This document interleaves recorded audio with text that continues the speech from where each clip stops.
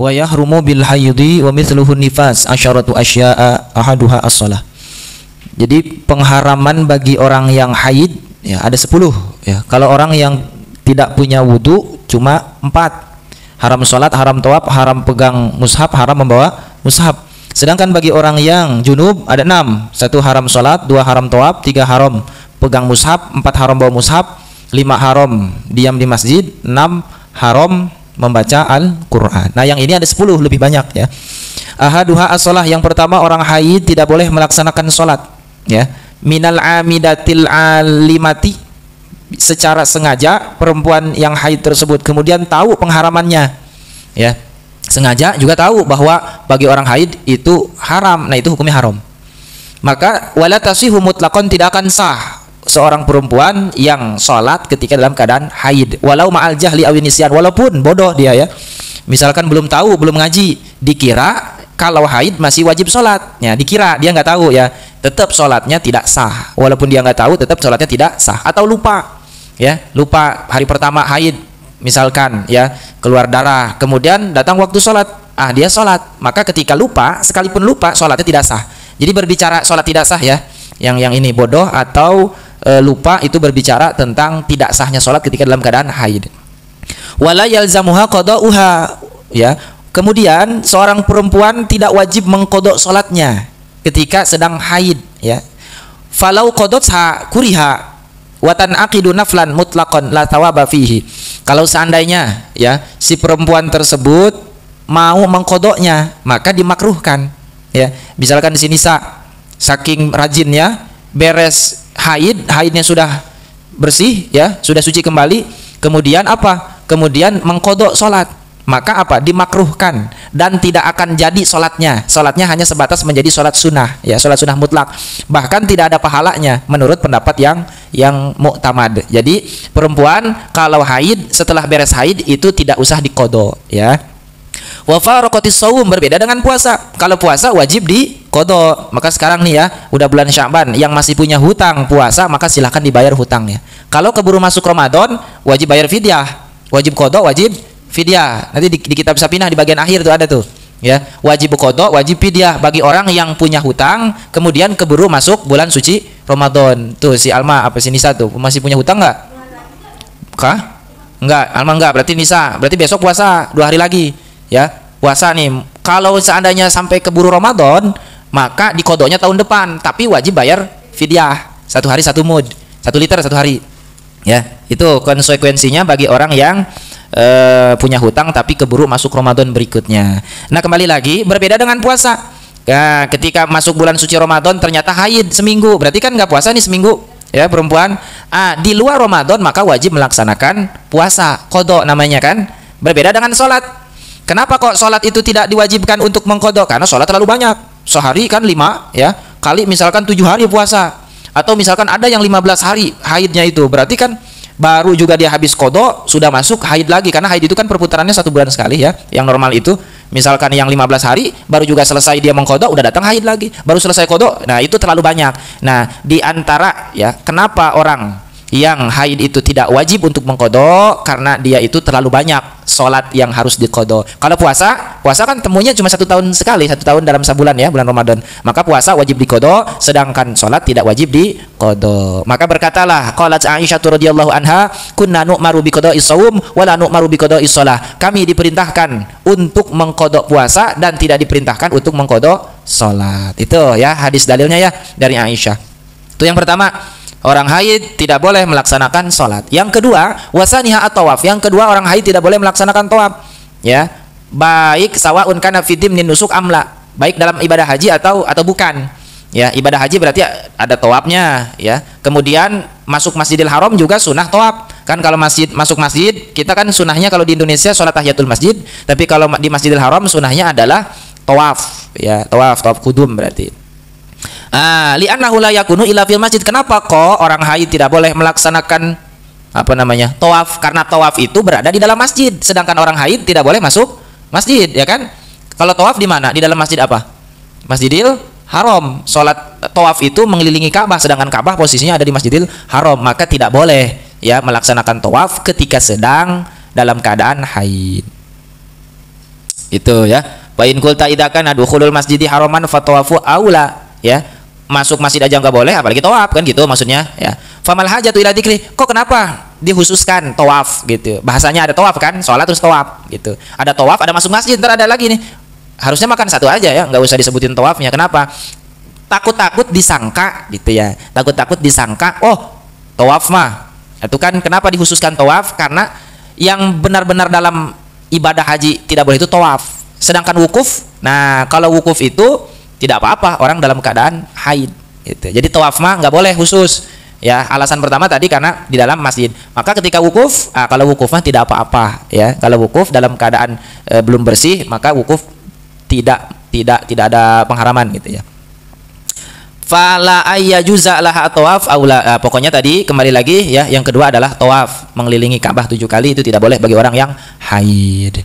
Jadi disebutin tawaf itu karena memang tawaf aja yang nggak boleh gitu ya. Selain daripada tawaf boleh dalam ibadah-ibadah haji gitu.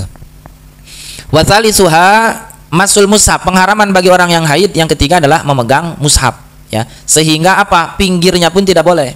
Wa ma baina suturihi, dan perkara yang ada di antara garis-garisnya mushaf ya. Kemudian kertasnya juga nggak boleh dipegang. Misalkan ada kertas kosong di antara mushaf. Nah, ini Al-Qur'an ya. Ini biasanya di sini ini ada kertas kosongnya nih. Nih kertas kosong. Nah, kertas kosongnya nggak boleh dipegang juga. Karena kertas kosong ini adalah di antara cover. Pegang cover juga nggak boleh. Pegang cover nggak boleh. Pegang kertasnya nggak boleh ya, apalagi isinya gitu. Nah, jadi pegang mushaf itu namanya mushaf ya udah satu jilid berarti itu ya. Satu jilid. Jadi wa ma baina suturihi wal waraqil bayad bainahu wa bainal jildihi. Nah, kertas putih yang ada di antara mushaf ya, tulisannya kemudian juga di antara covernya, jilidnya, fi awalihi wa akhirihi, baik di bagian depan atau bagian belakang yang ada kertas putih polosnya itu pun tidak boleh dipegang ya. Itu termasuk daripada mushaf ya. Al mutasili bihi, sebab masih nempel sama mushafnya. Wa yahrumul masu walau bihailin ya, walau kana sakhinan, enggak boleh juga pegang mushaf walaupun pakai penghalang. Misalkan pakai sejadah nih, contoh nih ya, pakai sejadah lagi haid atau nggak punya wudu, peganglah Al-Qur'an pakai sejadah gini nih, misalkan gini pegang Quran, nggak boleh ya, walaupun pakai penghalang. Ini mah penghalangnya tebal, misalkan dilipat-lipat tebal lah pokoknya, tetap aja nggak boleh ya, bawa mushaf atau pegang mushaf walaupun pakai sejadah, tidak boleh itu ya. Haitsu yu'adu masan lahu urfan li'annahu yukhilu bi ta'zim. Kenapa kok nggak boleh walaupun pakai sejadah pegangnya gini ya, itu nggak boleh? Kenapa? Karena untuk takzim ya, untuk mengagungkan Al-Qur'an. Sekalipun ditatakin, sekalipun ada penghalang, ya pegang Al-Qur'an itu tetap tidak boleh karena untuk mengagungkan Al-Qur'an ya. Wal muradu masuhu bi ay juz'in la bi batinil kafi faqat. Jadi pegangnya itu bukan cuma pakai tangan ya. Pakai tangan misalkan ke pipi, ditempelin ke pipi tetap nggak boleh juga. Ditempelin ke punggung nggak boleh juga, ke dada ya, apalagi ke dengkul, apalagi ke kaki ya nggak boleh ya. Sekalipun pegangnya bukan pakai tangan atau pegangnya berarti pakai kepala atau pakai yang lain ya, itu tetap tidak boleh ya. Qala Nawawi idza masal muhdis awil junub awil haid aw hamila kitaban min kutubil fiqh aw ghairi minal ulum wa fihi ayatun al-Qur'an aw sawaban mutarazan bil Qur'an aw darahim aw dananir mankusyatan bih aw masal jidar awil halawa awil hubza al mankush bih fal madhhab sahih jawazu hadza kulli li'annahu laysa bi mushafin wa fihi wajhun annahu haram. Oke, berkatalah Imam Nawawi, kalau ada orang nggak punya wudu, kemudian orang junub, kemudian orang haid ya, membawa kitab daripada kitab-kitab fikih seperti kitab Sapinah nih ya. Nih seperti kitab Sapinah, ada kitab fikih ya, atau selain kitab fikih, kitab-kitab yang lain lah pokoknya mah ya. Yang di dalamnya ada ayat Al-Qur'an, ya otomatis ya, dalam kitab ada ayat Al-Qur'annya. Ya, kemudian atau di baju yang di disablon atau di apa lagi tuh yang pakai benang teh dibordir ya, baju yang disablon atau dibordir dengan bacaan Al-Qur'an, misalnya Bismillahirrahmanirrahim, atau dirham atau dinar. Kalau dirham itu dari perak, kalau dinar itu dari emas yang diukir dengan bacaan Bismillah misalkan ya. Au masal jidar, atau di tembok ya, atau di tembok misalkan, atau ada sejenis manisan, kue-kue yang diukir dengan Bismillah misalkan, atau roti bentuk Bismillah. Nah, maka mazhab yang sahih adalah boleh untuk memegangnya ya. Jadi kembali lagi, kitab fikih yang ada tulisan mushafnya, maka itu boleh dipegangnya ya. Walaupun ada pendapat yang mengatakan haram, ada juga pendapat yang mengatakan haram ya. Jadi ada mazhab yang sahih itu boleh dipegang sebab itu bukan mushaf, itu cuma sebatas kitab ya. Ada juga pendapat yang satu pendapat lain itu mengatakan haram gitu. Wa qala Aqdal Qudat Abul Hasan Al-Mawirdi fi kitabil Hawi yajuzu masu thiyab al-mutarrazah bil Qur'an. Wala yajuzu lubsuha bila khilafin li'anna al-maqsud bi lubsiha at-tabarruk bil Qur'an wa hadha alladhi qalahu dha'if lam yuwafiqhu ahadun alaihi fi ma ra'aituhu bal jazama Syekh Abu Muhammad Al-Juwaini wa ghairuhu bi jawazi lubsiha wa hadha huwa shawab. Baik, berkatalah Aqdal Qudah ya, seorang hakim Abul Hasan Al-Mawirdi dalam kitabnya Al-Hawi, boleh memegang baju yang disulam, yang dibordir dengan Al-Qur'an. Jadi baju misalkan kaos ada bacaan bismillah di bordir ya, atau di sablon. Itu boleh ya, dipegang boleh, tapi tidak boleh dipakai ya, tidak boleh dipakai kalau dalam keadaan tidak punya wudu atau junub atau haid ya. Jadi pegang boleh, tidak boleh dipakai. Kemudian kan memakainya pun bilubsiha tabaruk bil Quran, karena maksud daripada pemakaian disebut adalah tabaruk bil Quran ya. Wa hadzal ladzi qalahu dhaif. Pendapat ini adalah pendapat dhaif ya. Yang ditentukan, yang dipastikan oleh Syekh Abu Muhammad Al-Juwaini adalah jadi boleh memakainya. Ya, jadi ada dua pendapat juga. Yang satu mah boleh pegang saja tapi tidak boleh pakai. Yang pendapat yang satu lagi adalah ya itu boleh memakainya walaupun dalam keadaan karena yang dimaksud adalah bukan mushaf, yang dimaksud adalah untuk litabaruk. Tapi bagaimana nih kehati-hatiannya karena kita takzim terhadap Al-Qur'an? Seharusnya ya, kalau memang ada niatan dalam hati untuk takzim Al-Qur'an, pakaian yang ada tulisan Al-Qur'annya maka jangan dipakai ketika dalam keadaan tidak punya wudu atau junub atau haid gitu, karena litakzim gitu ya. Wa amma kutubut tafsir, kemudian adapun kitab tafsir fikih, kalau seandainya Al-Qur'an yang ada di dalamnya lebih banyak daripada tafsirannya maka haram. Kitab tafsir ya, maaf, bukan kitab terjemah, bukan Al-Qur'an terjemah, jadi kitab tafsir. Ya, baik tafsir Munir atau tafsir Jalalin ya. Riwayat mengatakan tafsir Jalalin lebih banyak tafsirannya, maka boleh dipegang. Jadi yang tafsir bukan terjemah, sekali lagi bukan terjemah, tafsir. Tafsir itu penjelasan ya, penjelasan atau syarahan panjangnya. Walaupun lebih banyak sedikit ya. Kalau di tafsir Jalalin kan hampir-hampir mendekati ya, karena tafsir Jalalin itu agak ringkes kan, tafsirannya cuma beberapa kalimat aja. Kembali lagi bahwa kitab fikih atau kitab tafsir yang tafsirannya lebih banyak itu boleh dipegang ya, pendapat. Kemudian kalau seandainya tafsirannya lebih sedikit atau dalam arti Al-Qur'annya lebih banyak, berarti haram untuk dipegang ya. Jadi tafsirannya sedikit lah, lebih banyak Al-Qur'annya, itu haram dipegang. Nah, kemudian kalau tadi tafsirannya lebih banyak maka ada 3 pendapat ya. Yang paling sahih adalah la yahrumu, tidak haram. Ingat, yang tafsirannya lebih banyak berarti tidak haram untuk dipegang ya. Yang kedua, haram, pendapat kedua ya. Sekalipun ada tafsirnya, oh itu ada Al-Qur'annya juga gitu kan. Pendapat ketiga, idza kan Al-Qur'an bi khatin ya, kalau seandainya Al-Qur'annya ditulis dengan tulisan yang berbeda, dengan lafaz yang berbeda gitu, misalkan ditulis pakai bahasa atau ditulis pakai pulpen merah ya, tinta merah. Kalau mampu dibedakan ya, haruma ya, maka bisa juga disebut haram ya. Wa illam yatamayaz, kalau seandainya tidak bisa dibedakan berarti tidak haram gitu. Jadi tadi pendapat yang dipakai itu pendapat yang pertama tuh. Kalau kitab tafsir masih boleh dipegang selama tafsirannya lebih banyak, tulisan tafsirnya lebih banyak daripada Al-Qur'annya. Qala sahibut tatimah min ashabina idza kunna la yahrumu fa huwa makruh. Berkata pula ya, pengarang kitab At-Tatimah mengatakan ya, dari sahabat kami, kata Syekh Nawawi, sekalipun memang tidak haram tapi hukumnya makruh. Ya. Jadi sekalipun tidak haram tapi makruh. Gimana tuh? Ya baiknya kalau pegang tafsir, kalau pegang buku fikih, kitab Sapina itu harus punya wudu. Sekalipun memang tidak apa-apa, tidak haram lah ya, cuma makruh gitu. Itu kan etika ya. Wa amma kutubu hadis Rasulillah, adapun kitab-kitab hadis Rasulullah ya, fa illam yakun fiha ayatun minal Qur'an, kalau seandainya dalam kitab hadis tidak ada ayat-ayat Al-Qur'annya, fala yahrumu maswa, maka tidak haram untuk memegangnya. Wal aula antumasa ala taharah, yang paling utama adalah lebih baik dipegang dalam keadaan suci. Wa in kana fiha ayatun, kalau seandainya di dalam kitab hadis ada ayat-ayat Al-Qur'an, maka tidak haram untuk dipegangnya, tetapi apa? Tapi makruh juga. Ya, tapi pegangnya makruh gitu ya. Tadi kan kitab tafsir, sekarang kitab hadis, misalkan Riyadhus Shalihin ya, ada ayat Qur'annya. Gimana tuh pegangnya? Mestinya ya, sekalipun tidak haram tapi makruh kalau dalam keadaan tidak punya wudu, apalagi junub, apalagi dalam keadaan haid. Itu etika lagi ya. Wa fihi wajhun annahu yahrumu wa huwal wajhul ladzi fi kutubil fiqh. Ada satu pendapat, wah itu haram pegangnya ya, pegangnya. Gitu. Wa huwal wajhul ladzi fi kutubil. Jadi sama kayak tadi ya. Wa amal mansukh tilawatuhu, Adapun Quran yang disalin bacaannya tapi hukumnya masih ada, seperti kalimat asy-syaikhu wa syaikhatu idza zanaya farjimuhuma. Nah, itu kan ayat itu di Al-Qur'an nggak ada ya.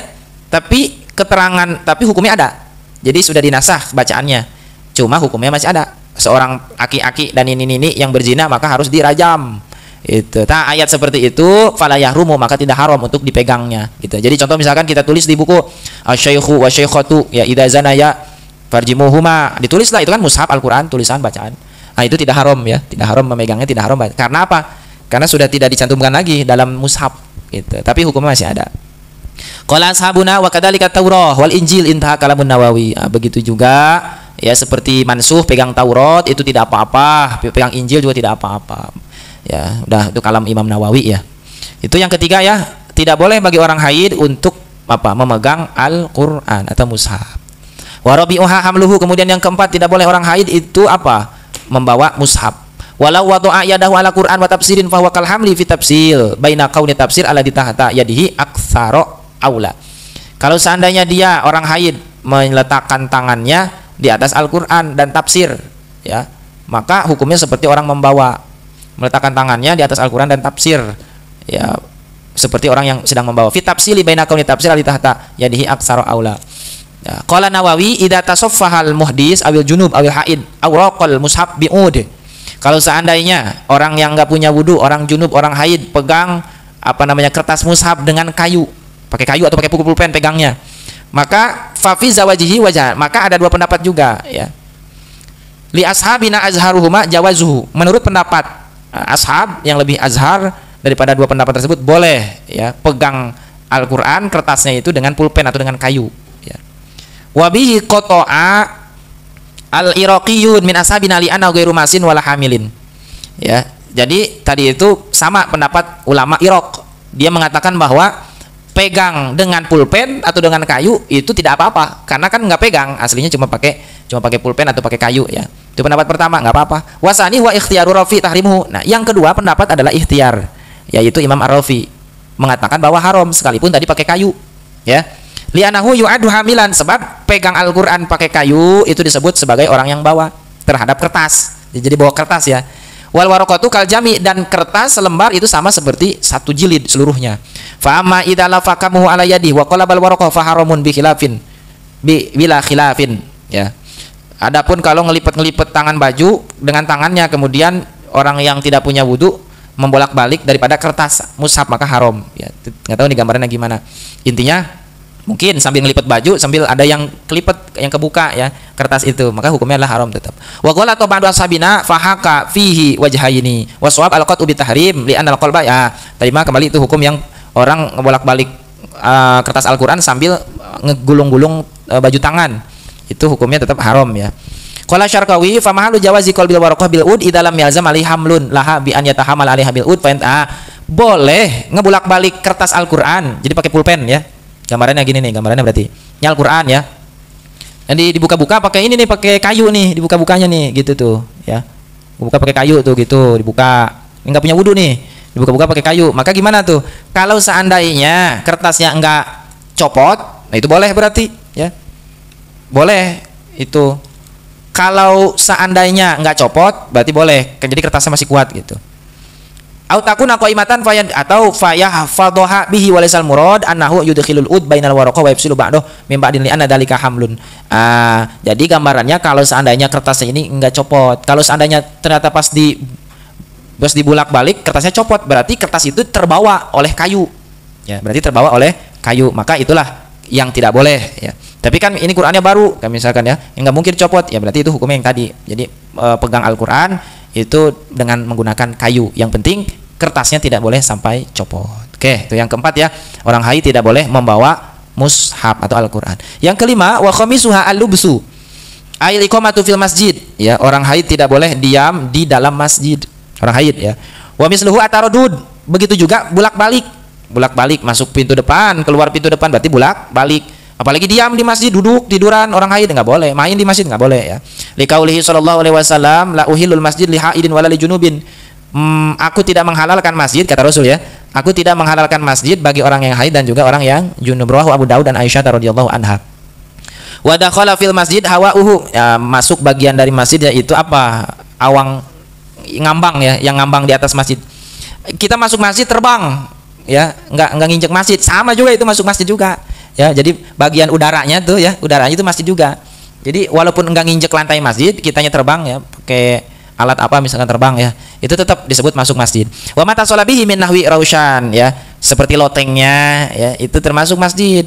Jadi orang haid nggak boleh itu naik-naik ke atas masjid ya, karena itu bagian dari masjid juga lotengnya. Wa ghusnu syajaratin asluha kharijun ya, asluha kharijun la aksuhu wa rahbatuhu la harimuhu.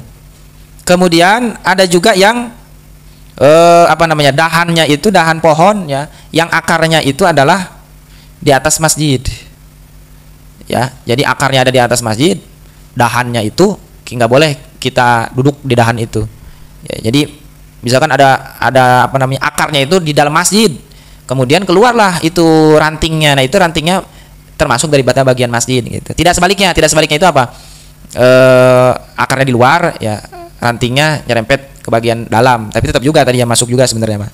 Waroh batuhu lah harimuhu, ke apa tuh ya, bagian-bagian teras ya, pelataran itu bukan disebut masjid ya. Waroh batul masjid ya as-sahah.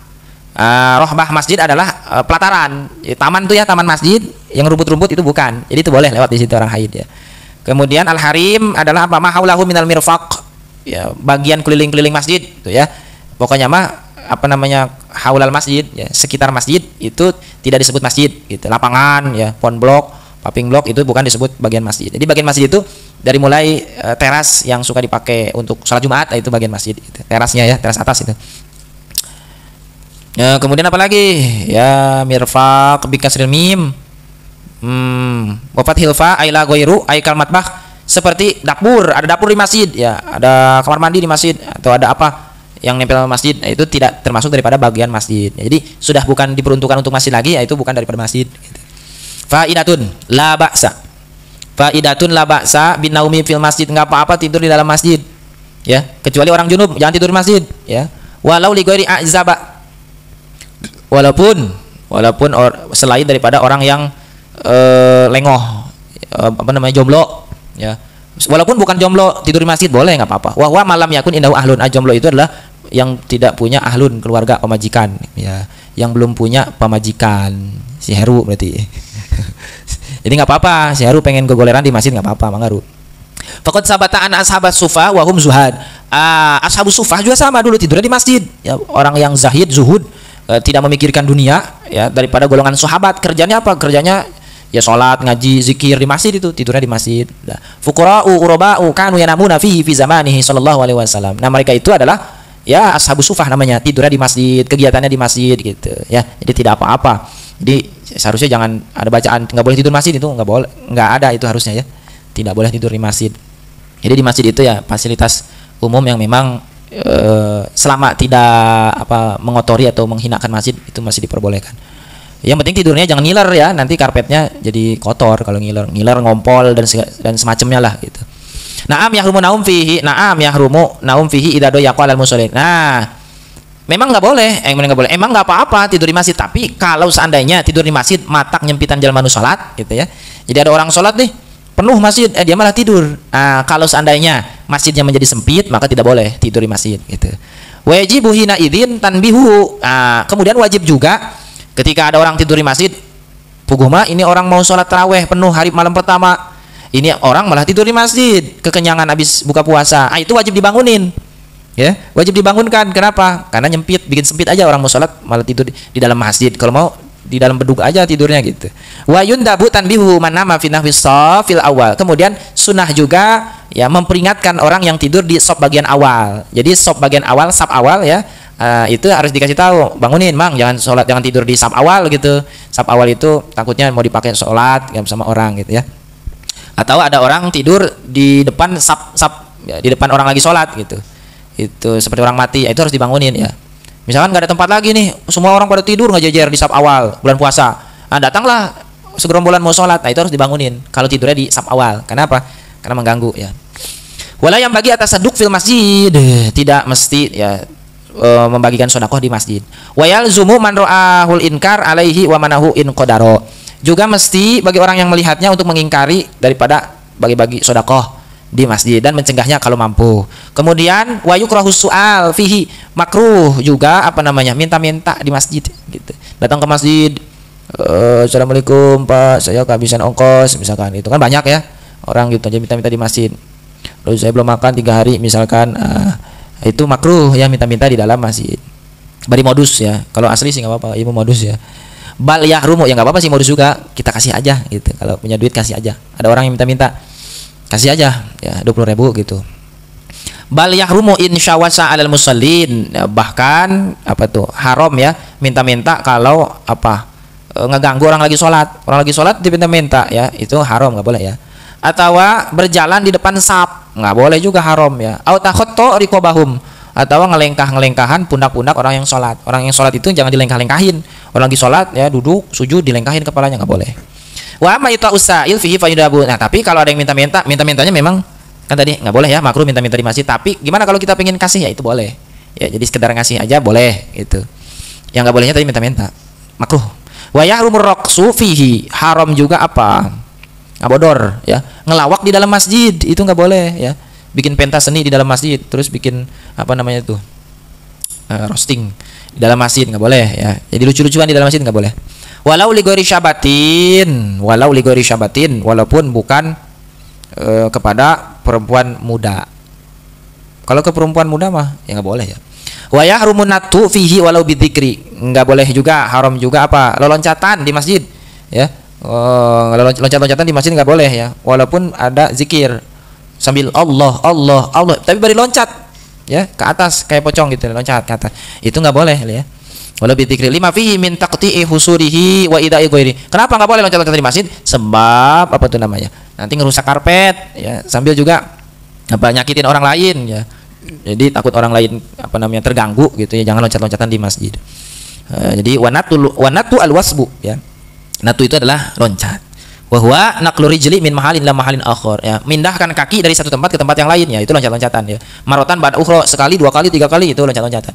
Wal husur tadi apa namanya jama' hasir, wah itu apa? Itu samak ya, karpet yang ada di dalam masjid. Itu nggak boleh ya. Intinya tadi apa? Nomor kelima, orang haid tidak boleh berdiam diri di dalam masjid, dikit lagi ya.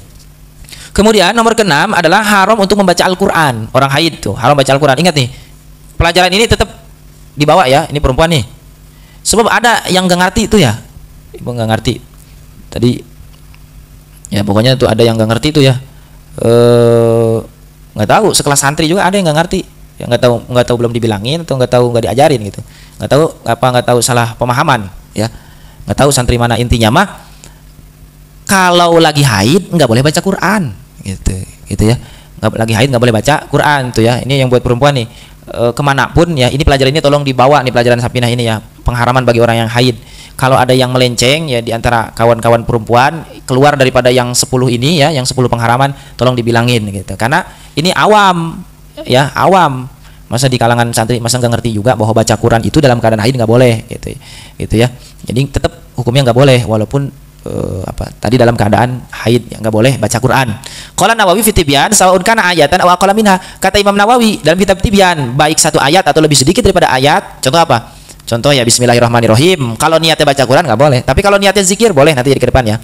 Kemudian wa yajuzu lil junub wal haid ijza'ul Quran ala qalbi. Boleh juga orang yang junub dan orang yang haid baca Quran di dalam hati tuh. Kalau orang haid, orang junub baca Quran di mana? Dalam hati. Seperti hafizah ya. Hafizah itu perempuan, baca Qurannya gimana? Ya baca Quran dalam hati, ngapalinnya, murojaahnya jangan diucapin gitu. Min ghairi talaffuz bi. Kemudian boleh orang haid melihat daripada mushaf ya. Jadi Al-Qur'annya dibuka aja, minta dibukain. Mau lihat Al-Qur'an boleh, itu cuma lihat doang, yang penting jangan dipegang. Ya. Jadi bacanya dalam hati. Wa ajmal muslimun ala jawiz zahlil wa tasbih, boleh. Para ulama membolehkan ya, orang haid, orang nifas, orang junub boleh baca tahlil la ilaha illallah, boleh ikut tahlilan, boleh ya, baca tasbih subhanallah boleh, baca tahmid alhamdulillah boleh, baca takbir Allahu akbar boleh, baca sholawat boleh, orang haid boleh tuh ya. Jadi kalau lagi haid nggak baca Quran, silakan baca zikir yang lain, tahlil, tasbih, tahmid, takbir, baca sholawat ya, sallallahu ala Muhammad boleh gitu, sholawatan boleh ya. Wa ghairi dzalik minal adhkar lil junub wal haid. Zikir-zikir boleh baik orang haid atau junub. Qala sahabuna wa kata idza qala lil insan khudil kitab biquwatin wa qasada biha ghairul Qur'an fa huwa jaiz. Kemudian ada berkata pendapat ya ulama, kalau seandainya kita ngomong ya, kita ngomong ke manusia nih, ke teman kita, khudil kitab biquwatin. Ya, jadi ngomong gitu. Ucapannya adalah khudil kitab biquwatin. Ya, peganglah Al-Qur'an dengan peganglah kitab dengan kuat. Tapi yang dimaksud adalah bukan baca Quran. Ini kan salah satu ayat Quran, khudil kitab biquwatin ya. Tapi yang dimaksud adalah apa? Bukan baca Quran. Yang dimaksud adalah suruh teman kita pegang kitab ini dengan kuat. Maka kalau maksudnya adalah bukan untuk baca Quran, adalah itu diperbolehkan. Ya. Wa kata ma'asbaha qalu wa yajuzu lahum ayaqula indal musibah inna lillahi wa inna ilaihi rajiun. Boleh enggak bilang inna lillahi wa inna ilaihi rajiun pada lagi haid? Padahal kan inna lillahi wa inna ilaihi rajiun kan ada ya dalam surah Al-Baqarah ya.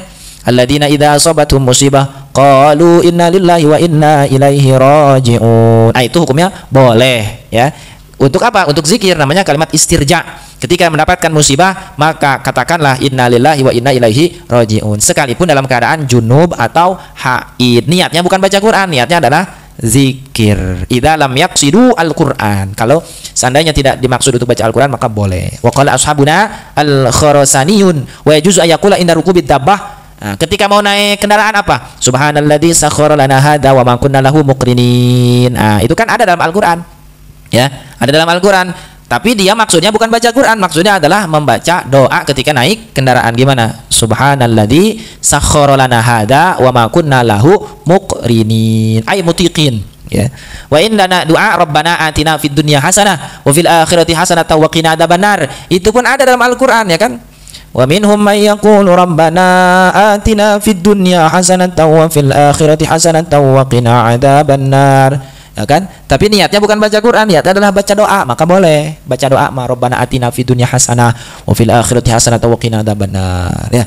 Qala Imam Al-Haramain wa in qala junub bismillah walhamdulillah. Kalau berkata Imam Haramain, kalau ada orang junub ngucap bismillah atau alhamdulillah, kalau seandainya memaksud baca Quran maka adalah aso, maka adalah hukumnya maksiat. Jadi orang junub ya baca bismillah dengan niat zikir, jangan niat membaca Quran. Alhamdulillahirabbil alamin. Nah gitu ya. Itu kan bacaan Al-Qur'an surah Al-Fatihah ayat pertama. Ayat kedua ya. Itu tidak boleh kalau niatnya baca Quran. Kalau niatnya zikir hanya sekadar tahmid itu boleh ya. Awalam yang atau enggak maksud apa-apa. Misalkan bismillahirrahmanirrahim enggak maksud doa, enggak maksud zikir, enggak maksud baca Quran, maka itu pun boleh. Wa yajuzu lahum qira'atu man nusikha tilawatuhu kasya. Boleh juga membaca ayat yang memang sudah dinasakh, sudah disalin bacaannya, seperti tadi asyaykhu wa syaykhatu idza zanaya farjimuhuma albatatan nikah minallah. Itu boleh baca ayat itu karena ayat itu udah enggak ada di dalam mushaf. Hukumnya masih ada tapi tulisannya udah enggak ada. Maka boleh ya baca ayat itu. Intaha qaulun Nawawi radhiyallahu anhu. Intinya pengharaman yang kelima bagi orang yang junub adalah, orang yang junub dan haid adalah tidak boleh baca Al-Qur'an. Titik, jangan dinego lagi ya. Kemudian yang ketujuh nih ya, yang ketujuh dikit lagi.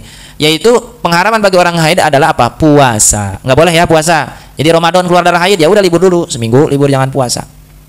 Ya. Famata nawati saum haruma, maka haram. Gimana bulan puasa enggak makan, enggak minum? Boleh enggak? Orang haid bulan Ramadan enggak makan, enggak minum. Dari mulai jam 4 subuh sampai jam maghrib, boleh enggak tuh? Ya, enggak makan, enggak minum, boleh. Kalau cuma enggak makan, enggak minum mah. Ya, yang enggak boleh apa? Niat puasa. Yang enggak boleh niat puasanya. Ya. Jadi, saya mah keluarga pada puasa sedangkan saya haid misalkan.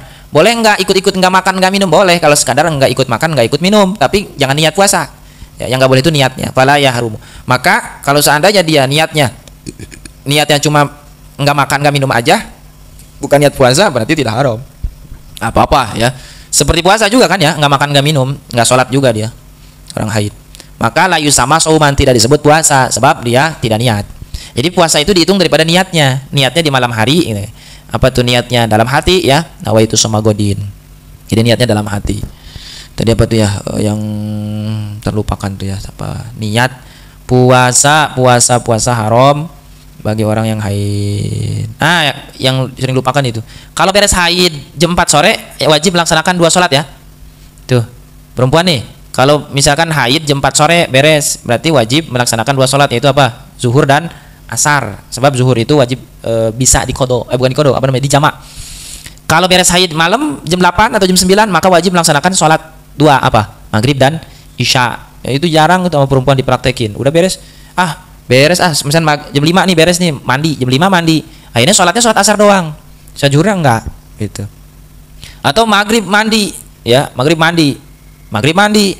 Ya, datanglah azan maghrib. Akhirnya maghrib doang sholatnya, asar enggak sholat. Padahal berhenti dari tadi jam 5. Ya, jadi ketika sudah tahu darah haid itu sudah bersih, maka cepat-cepatlah mandi.